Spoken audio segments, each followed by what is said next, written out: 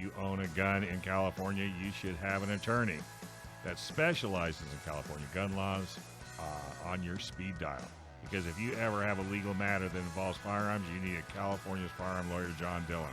And if you have any questions about red flag laws, gun registration, gun transportation, or maybe you just need to know that your gun's are California compliant, our trusted firearms attorney is John Dillon. John Dillon specializes in California gun laws. Put his number on your phone right now, 760-642-7150. That's John Dillon's California firearms lawyer, 760-642-7150. All right, kid, who you got for a special All guest? right. Well, so today we have Dean Weingarten. Dean, are you there? I am. Glad to be here. Awesome. Thank you for being on with us. For people that aren't familiar with you, let's just start with a little bit of an intro. I know I did look you up. I did a little bit of research before we came in today, and you have a really interesting background. I'd love for you just to take a minute, introduce yourself, a little bit of your background, and where you're coming from. Well, I grew up in the gun culture in northern Wisconsin. My high school would allow you to have time off for deer season, for example. And then when I went to the University of Wisconsin, I became part of the pistol team there.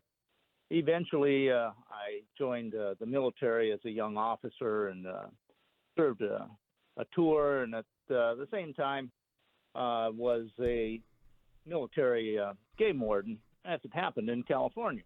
Later on, I became a peace officer in Wisconsin, and then I served in the Department of Defense Research, Development, Test, and Evaluation for the rest of my career at various posts from Panama to Yuma Proving Ground, and eventually retired from that and then started writing full-time, although my first article in the American Rifleman was published back in 1981, I believe.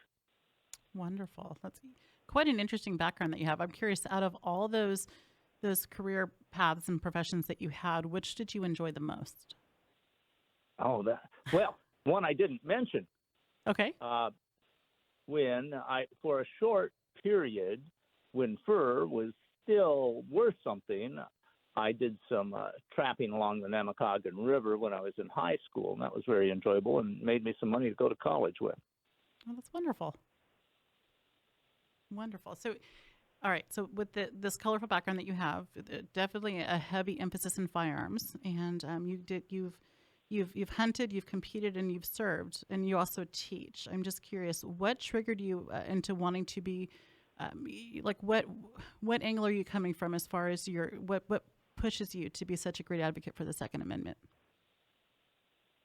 Well, when I was growing up and forming my opinion about various things, such as firearms and the Second Amendment, during that period, probably 1965 to 1968, there was great debate about how firearms should be regulated in the United States.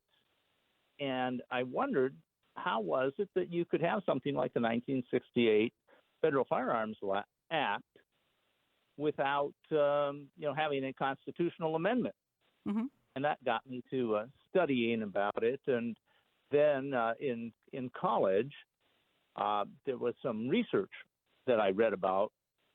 Actually, I think it was just after I was a military officer in California, about 1975, that claimed that having a firearm in the home was more dangerous than not having one. And it just struck me as odd, didn't seem to jibe with my personal experience. So I looked up the research and read it and realized it was really poorly done. And as more and more pressure came to bear to pass more and more restrictions on the right to keep and bear arms, I decided, even though it appeared we were losing, I would have to fight, or I wouldn't be able to live with myself. So I said, we have to fight to try to maintain the Constitution and the protections that were built into the Bill of Rights. And now I'm glad to say 50 years later, we appear to be winning. Speaking of what you mentioned in California, that argument, that they still haven't given up on that. They're still pushing for that.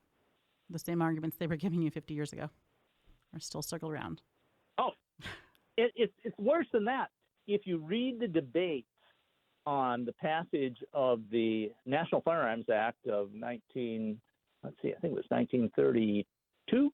I mean, it may have been passed in 34, and then, of course, the Miller decision was in 39. Mm-hmm. But if you read the debates in the congressional committees, they sound very similar to what we debate today.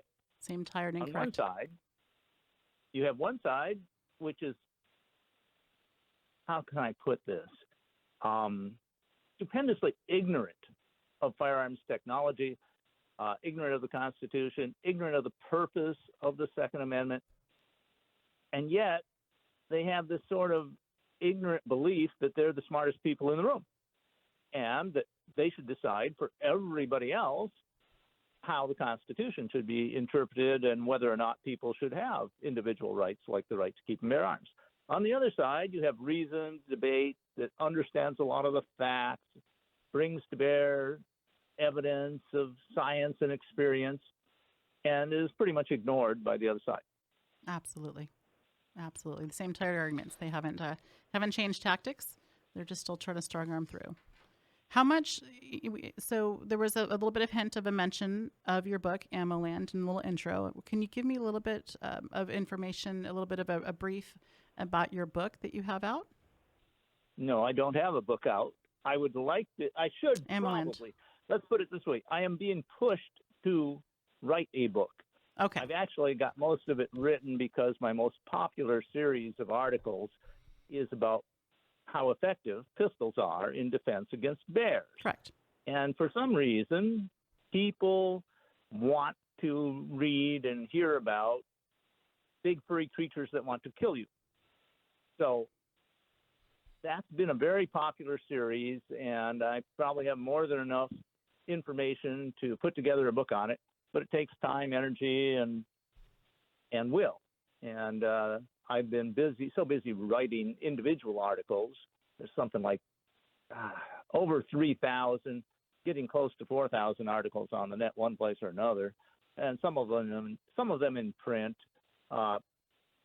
It's fun to write these articles, and it seems more work to put a book together. It is a bit. So, so looking at all the your years of experience, you've seen that the decades pass and the tone and the feel of the people over time. What do you think is the biggest obstacle currently in connecting and with people, educating people, and trying to get people involved in understanding the Second Amendment and its importance? How do we kind of deal with the current feel of the nation? Well, you've got a couple of questions in there. Mm-hmm. Just a few. The biggest obstacle is people still watch television. And television is the biggest source of misinformation about firearms use, and the Second Amendment that I can see generally. So people get their information about television. I've talked to other people, my brother amongst them. We say, it's really a good thing that the people we're likely to find in opposition got their training from television and the movies. But at the same token, although the tactical training is terrible, the so-called facts they get is also terrible. Fortunately, fewer and fewer people are getting their information from television. And as what I would call alternate media outside the mainstream, which I would consider, the three big television networks, CNN, MSNBC, AP, New York Times, Washington Post, as more and more people get information from sources outside of those that are not controlled by Google or Facebook. Now Twitter seems to be at least neutral with Elon Musk. Then our predominance in factual arguments and in facts happens. And the more people get personal contact with and use of firearms, the better we do, because they see that what they have seen on television, in the movies, and other indoctrination just isn't true. Of course, reality has a way of winning in the end, and we're much closer aligned with reality than the other side is. Absolutely. Yeah, because, after a while, it just doesn't make sense.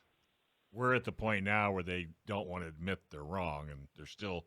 But there's a lot of them that are going to fight and fight. I mean, this is the fight. All there is to it. Well, it's their whole worldview Yeah. that is at stake. They have to admit that their understanding, their basic assumptions about the nature of reality is wrong. That's extremely difficult for any adult human to do. It takes literally a Saul on the road to Damascus type moment for most people to change their assumptions about the nature of reality. Yeah. And it's just hard. Yeah, they're aliens. I think they're aliens. Well, the people who have that point of view are not a majority of the population. No. However. I'm guessing they're in under 20%. But that's big enough, and they are way overrepresented. Almost entirely, they're concentrated in the media on the East Coast and the big cities. And then we have a large contingent of people who, haven't really entirely formed a view. They just sort of have an idea that Hey, Dean. Absorb. Gotta pay a bill. Can you hang with us for another segment? Sure can. All right. Be right back. Orange County Gun Owners is dedicated to preserving and restoring Orange County self-defense rights. And if you live in Orange County and you want to help defend and restore the Second Amendment, you need to join ocgunowners.com/join. Orange County Gun Owners is the Do Something organization to restore and defend the Second Amendment. Volunteer at a shooting social at a gun shop and tabletop and help more pro-gun local officials get elected. Save the date. Orange County Gun Prom is May 20th. Become a member today at ocgunowners.com/join. All right, we're back with Dean Weingarten, and there's a lot of craziness going on out there, but where are we at on your side of it? I'd like to just amend a previous remark that I previously I said that I mentioned what was my favorite of the previous employment, but I have to say writing now is by far the best, far better than any other occupation I have had, and I enjoy it immensely.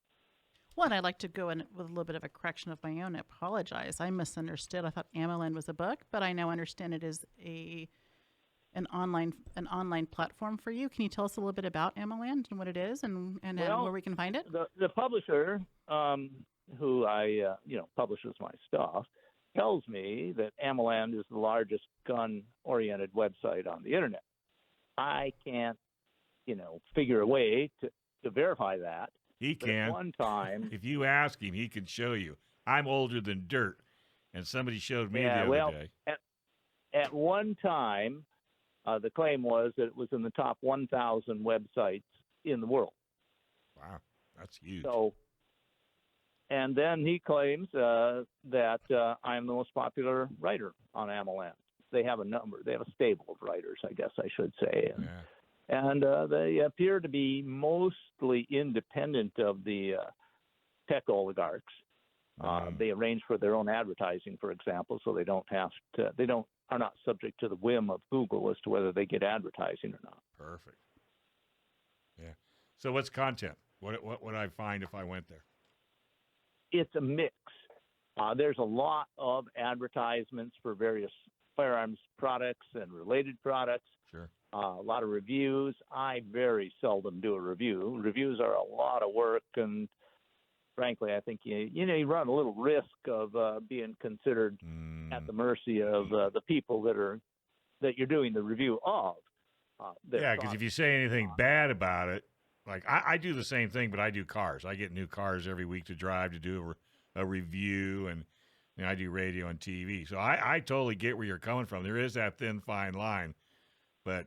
So I just don't. I almost never do a review. But if I get a product that I'm really interested in, and it impresses me, or I just think it's worth mentioning, then I may do a review or just an article about it. And well, here's something that I expect I'll probably do a review of, and that is Keltec has recently come out with an optics version for their very popular P17 pistol, and so I've ordered one. We'll see how it does, but I'm a big fan of optics on pistols now because my eyesight is not that great as I get older. So optics are a much better solution for someone with aging eyes. Very. That's good advice. Then they have numerous writers. I write a lot about Second Amendment issues, legislation, court cases, technology, history, self-defense. You know, I've covered just about everything, but I don't do very many reviews. Right. Okay. Absolutely. So everybody says the only way we're going to correct this is everybody's got to get involved. What would be the number? What's the first thing you tell people to do? Well, the first thing, if you are a gun owner, is invite somebody else to go to the range with you. Mm-hmm. Get them involved. So one-on-one communication and thoughtful training of somebody introducing them to firearms is one of our strongest weapons. Mm-hmm. The number of gun owners has been growing tremendously in the United States, in spite of the other side trying to claim it's otherwise. For the first time, we have seen in polling that more people oppose a ban on semi-automatic firearms than approve of it, just recently.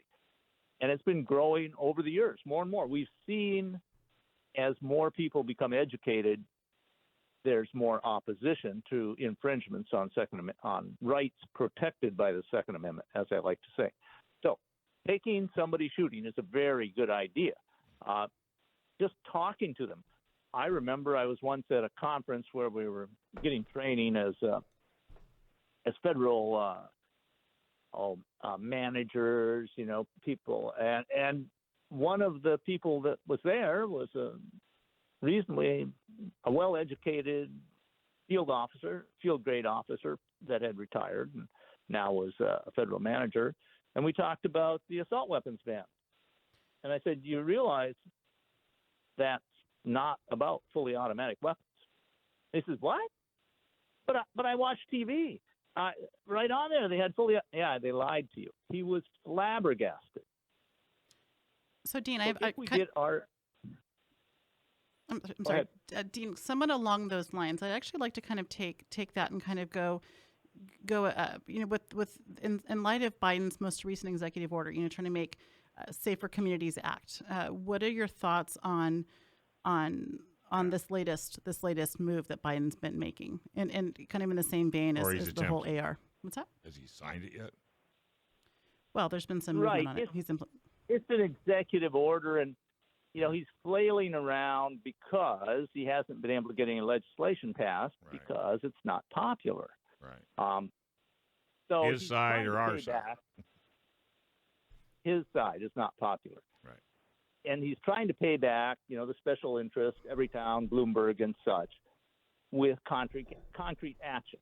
He's got a problem in the Supreme Court with the Bruin decision, particularly, has pretty much said most of what he wants is unconstitutional. Right. So he's just making a lot of noise right now. It's hard to know how this will play out in reality. I suspect the ATF is going to be, and already has been what we've seen, very strict on people with federal firearms licenses. And we'll see a bunch of injustice meted out against people with federal firearms licenses who make a small paperwork error. Mm-hmm.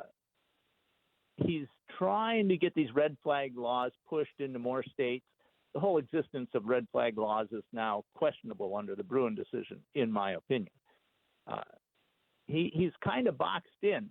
It appears to me that our opponents are in a desperate holding position, trying to prevent erosion of the multitudinous infringements that have been enacted over the last 60, 70 years, maybe even a little longer. And they're desperately hoping that they can have something happen, like maybe a meteor strike killing 2 conservative justices or something like that, so that they can get a friendly Supreme Court that will uphold their unconstitutional actions. So that's where I think they're at. They're trying to figure a way, but they're just flailing around. And we've seen numerous lower courts now starting to actually uphold the Second Amendment, and maybe reluctantly, but following the clear guidance given in the Bruin decision. Yeah, and I think that's why they get as much done as they do, with a lot of flailing. I mean, they just throw more against the wall than you can shake a stick at to see what's going to stick, and they're relentless. They're relentless. Contrary to the media narrative, they have money, we have numbers. Right. They have lies, we have truth. That's right. You have enough money and lies, you can make some progress. And they did. They made lots of progress for many years when they dominated the media from, I would say, easily 1965 at least. Mm-hmm. And certainly you can make the argument before that, up until at least 1994. But since around 1994, where you saw the Republican Revolution in 1994, the idea that there are some alternate choices in the media that reflect conservative or constitutionalist or traditionalist, whatever you want to call them, republic, small r republic form of views, they've been forced to become more and more radical and obvious in their attacks on traditionalist, conservative America and the Constitution. I hate to throw this at you, but it's just, I'm curious. What do you think of Newsom, since we're in California? Where are you at? Where are you at? Well, he's a pretty face, isn't he? No. I mean, and I think he's a despicable person. I think he has no ethics or morality. He's strictly after power. And with the California media almost entirely on his side, and he has kind of a lock on California politics, he has little to fear. And so he does all kinds of things that are blatantly bad. Did you hear the latest at Alcatraz? I had not. I think he wants to turn it into a resort. Okay. I thought that was San Quentin. Maybe it's San Quentin. Was it San Quentin? I believe it's San Quentin. Wasn't Alcatraz? I don't think so. Oh, heck, I'd rather have an ocean view. But what are you gonna do? But what state are you in? I'm in Arizona. Yeah, so I'm right next door. Yeah, just right next door with a big sign. It irks me that I can't travel into California armed. It's just about impossible. Yeah, and if you need to be armed in California, this is the time you need to be armed. Especially in the big cities, yeah. Yeah, without a shadow of a doubt. It irks me particularly because when was it? About 96, I forget when, but I had a deal going where Imperial County Sheriff was going to give me a little training and get me a California permit. And just after I got that deal set up, California changed their law, saying that basic law enforcement could only issue permits to people who are residents of their county. Hey, Dean, we got to let you go. Tell us how people can follow you around. Well, the best place to find my work is on Ammoland. Go to ammoland.com. I'm also on Lock and Load Radio. I do two radio shows with them a week usually. So if you look for Lock and Load with Phil Frady, you can find a lot of podcasts there. Those are probably the two best places, with Ammoland being by far the most prominent one with over 2,000 articles there. Thanks for watching this clip from Gun Owners Radio. You can watch us live every Sunday from 4 to 6 p.m. California time, right here on our YouTube channel, or if you're in the San Diego area, you can listen to us on 1170 a.m. We're also available on your favorite podcast platform for free. Don't forget to like and subscribe so that you can help restore and protect the Second Amendment, not just in California, but across the country.